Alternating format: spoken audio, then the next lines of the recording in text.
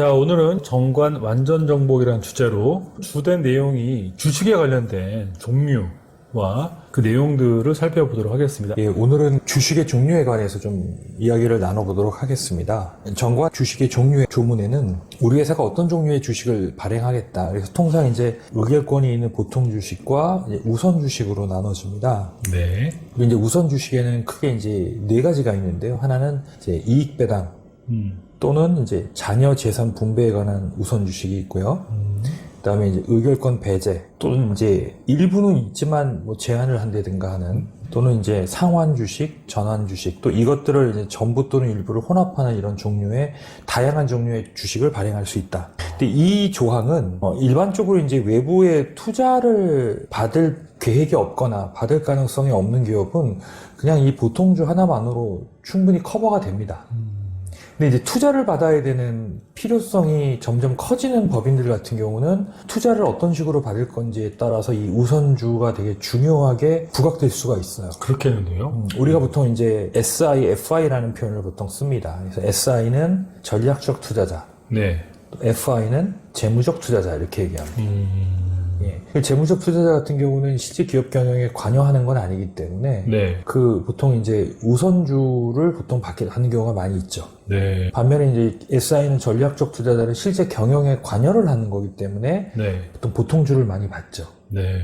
그럼 이제 FI 중에도 자기가 받은 우선주를 보통주로 나중에 조건부로 변경할 수도 있는 거 아니에요. 네네. 그렇죠? 네. 그래서 이제 이런 투자 로드맵이 있는 법인들 같은 경우는 우선주에 대해서 좀 관심을 가져야 되고요. 네. 그리고 최근에 또 차등 배당에 대해서 증여세가 과세가 되면서 차라리 이제 자녀들에게 우선주를 발행해주자. 우선주라는 건 이제 별도의 배당률을 배당률을 정할 수 있기 때문에 네. 이 차등 배당은 균등 배당이라는 원칙을 지킬 필요가 없거든요. 네. 우선주의 경우에는. 네네. 그래서 이제 최근에 이 차등 배당 증여세 과세 때문에라도 또 우선주에 대한 이제 관심이 높아졌기 때문에 두 가지 다 해당될 수 있는 개연성이 있는 분들은 이번 내용에 좀 경청을 해두시면 많이 도움이 될 것 같습니다. 우선주에 대한 내용을 한번 좀 살펴볼까요? 네. 자, 통상 이제 우선주는 무한정 발행하는 게 아니고요. 네. 어느 정도 한도를 둘 필요가 있습니다. 그래서 발행 주식 총수의 예를 들어서 뭐 25% 뭐 이런 식으로 보통 정하기도 합니다. 근데 여기서 이제 발행 주식 총수의 범위를 좀 구체화해 줘야 돼요. 네. 이게 실제 발행한 주식 수냐, 네네. 아니면 발행 예정 주식 수냐. 예, 근데 저는 여기 이제 발행 예정 주식 총수의 25%를 얘기합니다. 그러니까 실제 발행 주식 수보다로 기준으로 하면은 25%보다 훨씬 많을 수도 있겠죠. 네네. 자, 그 다음에 이제 우리 회사가 발행하는 그 우선주에 대해서는 의결권을 인정하지 않겠다. 그러니까 무의결권 대신에 배당을 우선하겠다. 이걸 이제 무의결권 배당 우선 주식이라고 합니다. 무의결권 배당 우선 주식을 발행할 수 있다. 근데 여기에 이제 상환 조건 분야 아니면 전환 조건 분야에 따라서 상환 전환 우선주가 되기도 하고 상환 우선주가 되기도 하고 전환 우선주가 되기도 하고 또 상환권과 전환권이 같이 결합이 되면 상환 전환 우선주가 되기도 합니다. 이걸 이제 우리가 보통 투자 쪽에서는 RCPS라고 많이 얘기를 하죠. 간단하진 않군요. 네. 이게 들어가니까. 자, 그러면 이제 이걸 정해야 되겠죠. 자, 의결권은 배제했다. 의결권이 없는 거예요. 대신에 이제 배당을 우선하겠다. 네. 그럼 배당을 어떤 식으로 우선하는지에 대해서 이거를 이제 비율을 정할 수 있고요. 네. 금액으로 정할 수 있습니다. 이런 거죠. 1주당 액면가에 우리는 5%로 우선 배당하겠다. 이렇게 정할 수 있습니다. 예를 들어 10,000원이면 5%면 얼마예요? 500원이 되겠죠. 자, 그런데 이제 예를 들어서 우리는 금액으로 1,000원으로 하겠다. 네. 이렇게 하면 이제 비율로는 10%가 되겠죠. 네. 그러면 요거는 이제 아까 말씀드린 것처럼 균등 배당과 상관없이 당초에 약정된 이 우선 비율로 배당을 해줘야 되는 겁니다. 그러면 이제 균등 배당을 해야 되는 그 요건에서 벗어날 수가 있겠죠. 네. 자, 그런데 그렇다고 해서 이거를 통상적인 기업들이 하는 비율이 아니라 내 특정 특수관계인에게 이거를 뭐 5%가 아니라 뭐 액면가 50%로 한다든가 금액을 이걸 막 5,000원으로 한다든가 네. 이런 식으로 하게 되면 이거는 정관상의 법률상의 어떤 조건은 유효하겠지만 네. 세법상의 문제가 소지가 될 가능성이 있겠죠. 네. 그래서 이제 앞부분은 여기 보시면 이사회가 정한 우선 비율로 금액을 현금으로 우선 배상한다. 이렇게 네. 이제 조항을 정할 수도 있고요. 자, 네. 밑에 같은 경우는 뭐예요? 이제 금액으로, 비율로 연 3% 이상을 우선 배당률을 정한다. 그래서 이제 금액으로 정할지 비율을 정할지 이건 이제 결정을 해야 되는데 이제 뭘 갖고 결정해야 되겠어요? 여기 보면 이제 배당률, 이게 보통주 배당률이죠. 네. 그다음에 시중 이자율, 네네. 그다음에 이제 뭐 업종 여건들 이런 것들을 다 고려해서 이사회가 결정을 하면 되는 겁니다. 예를 들어서 내가 지인으로부터 1억 원을 연 10%의 이자를 주고 조달하고 싶다. 제가 이제 이걸 뭐 차입이다, 투자다 이렇게 하는 거 조달이라는 표현을 썼습니다. 그럼 어떤 방식이 있을까요? 첫 번째는 차입 방식이 있겠죠. 네. 그럼 1억 원은 뭐가 돼요? 부채가 되는 거고요. 이제 10%의 이자는 법인 입장에서 이제 이자 비용이 되는 거겠죠. 네. 그리고 이 돈을 받는 채권자는 비영업대금으로 이게 간주가 되기 때문에 27.5%의 원천지수를 당해야 되는 겁니다. 네. 그런데 이거를 내가 차입이 아니라 투자를 하겠다. 근데 이 기업이 벤처기업이에요. 경영에 일정 관심할 생각이 없어요. 그리고 동일한 금액을 나는 배당으로 받는 게 더 유리해요. 네. 예, 배당은 이제 원천율이 15.4%니까. 네. 이런 경우라면 이제 두 가지 고민을 해야 되겠죠. 이걸 이제 우선주로 발행할 수도 있고요. 네네. 그리고 3년 되면 이제 우선주를 회사가 다시 매입해서 소각하면 되는 거니까. 네. 아니면 이제 뭐를 해야 된다? 그냥 보통주로 발행한다. 근데 이제 이거는 이제 어느 상황이 더 유리한지. 예를 들어서 이제 보통주를 발행한다는 건 이거는 이제 경영권도 개입이 될 수 있는 거예요. 네. 법적으로는. 물론 이제 주주가 뭐 법적으로는 경영권에 참여할 수 있어도 관심이 없으면 없을 수도 있지만 어쨌든 법적으로는 그 개연의 소지를 아예 차단하고 싶다면 우선주를 발행하는 게 나을 수도 있는 거죠. 물론 보통주를 발행하고 차등 배당을 해도 돼요. 네. 왜냐하면 이제 특수관계인이 아니면 차등 배당에 따른 증여세가 과세되지 않기 때문에. 네네. 근데 만약에 이제 이 1억을 지금 투자하려는 사람이 먼 친척이라 특수관계가 해당이 된다. 그런 경우는 어떻게 해야 된다? 별도의 우선주를 발행해서 이 우선 배당률을 적용해서 배당을 해주면 되겠죠. 네. 그럼 그 차등 배당에 따른 추가 증여세 문제를 해체할 수 있는 방법이 되겠죠.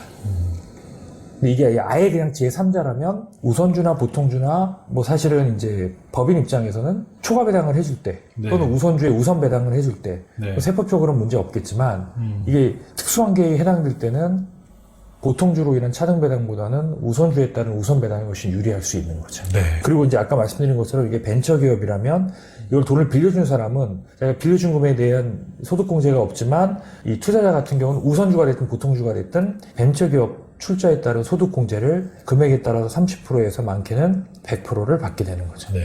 그리고 기업 입장에서는 또 이게 차입이 아니라 자본이 되는 거니까 부채 비율이 그만큼 더 낮아지기 때문에 재무구조 안정화에도 기여가 될 수 있는 거죠. 지금 말씀하신 우선주에 관련된 내용은 그 절대적 기재사항은 아니고 상대적 기재사항이라고 보면 되겠죠? 근데 이제 이것도 우선주를 발행한다는 얘기는 이거는 상대적 기재사항이긴 하지만 이거는 등기가 필요한 겁니다. 실제 우선주를 발행하게 되면. 우선주라는 거를 활용하기 위해서는? 그렇죠. 다음으로는 보통 주식의 배당률이 네. 우리가 이제 보통주 의결권이 있는 보통 주식의 배당률이 의결권이 없는 배당 우선 주식의 배당률을 초과할 경우 예를 들어서 우리가 이 우선주의 배당률을 3%로 정했는데 보통주 배당률을 5%로 정했어요. 예. 그리고 우선 배당률보다 더 높잖아요. 네네. 경우에 그 초과분에 대해서는 보통 주식과 동일한 비율로 첨가시켜 배당할 수 있다. 이렇게 정할 수도 있거나 아니면은 우리는 허용하지 않는다. 그냥 보통주 정한 배당률로 끝난다. 정할 수 있는 거죠. 근데 이제 보통은 이제 이 보통주 배당률보다 좀 우선주에 대한 배당률이 좀 높은 게 보통이죠. 그런데 이제 오히려 보통주 배당률을 더 높게 해버리면 우선주 투자한 주주들의 불만이 있을 수 있는 거죠. 그러니까 우리가 경영 여건상 보통주 배당률이 더 높게 된다면 그 차액만큼은 추가로 더 배당을 해주겠다. 지금 우선주 규정 같은 경우에는 그 외부 자금이 많이 들어가는 벤처기업이라든가 그렇죠. 아니면 적어도 뭐 코스닥이나 뭐 이런 코스닥 같은 경우는 너무 아주 흔한 조달 방식이고요. 예, 그렇지 않은 이제 일반 기업들도 원래 주식회사를 왜 해요? 그냥 내가 내 자본 갖고 영업이익 번 돈으로 내가 재투자할 수 있는 그런 구조라면 뭐 세금 외에는 법인 할 메리트는 없겠죠. 근데 법인의 메리트 중에 하나는 투자를 받을 수 있는 유연성이 굉장히 확장돼 있다는 거거든요. 네네. 본래의 뜻은 그렇죠. 네. 예, 그런 면에서 이제 이 투자를 어떻게든 좀 받을 필요성이 있는 기업들은 작은 기업들도 요즘은 투자 니즈가 굉장히 크니까요. 예, 이런 투자를 받아야 될 기업들은 이 우선주를 잘 활용하면 조금 더 투자의 어떤 유인력을 좀 더 키울 수 있다는 측면에서 이 우선주에 대한 좀 지식과 또 관련된 내용을 좀 정관에 담아놓는 또 그런 부분이 좀 필요할 것 같습니다. 그러니까 정리하면 어떤 외부 자금에 대한 유입을 필요로 하거나 이런 회사들이 지금 말씀하시는 예. 우선주 규정들이 중요하다는 생각이 드네요. 자, 그러면 예를 들어서 내가 배당을 하기로 했는데 네. 근데 만약에 이제 우선 배당을 하기로 했는데 어떤 상황으로 소중에 배당을 하지 않는다는 결의가 있는 경우 그러면 의결권을 살려줘야 되잖아요. 네네. 그렇죠? 아니, 배당을 하지 않는다는 거 했는데 우선 배당을 안 한다고 했는데 의결권이 없는 그런 상황이 될 수는 없잖아요. 그러니까 이런 경우에는 다시 의결권이 살아난다. 그랬다가 다시 배당이 되면 다시 또 이제 의결권이 배제된다. 이제 이런 조항도 달 필요가 있을 거고요. 네. 자, 그 다음에 회사는 계속 유상증자를 하기도 하고요. 또 무상증자를 하기도 합니다. 그러면 이제 이런 경우 무의결권 배당 우선 주식에 대한 신주를 배정해, 유상증자는 신주를 배정하는 거잖아요. 네네. 그러면 그때는 어떤 주식으로 할 거냐? 보통 주식으로 할 거냐? 아니면은 뭐 종류 주식으로 할 거냐? 이런 것도 이제 회사가 하나의 정관상의 좀 규정을 정해놓을 필요가 있겠죠.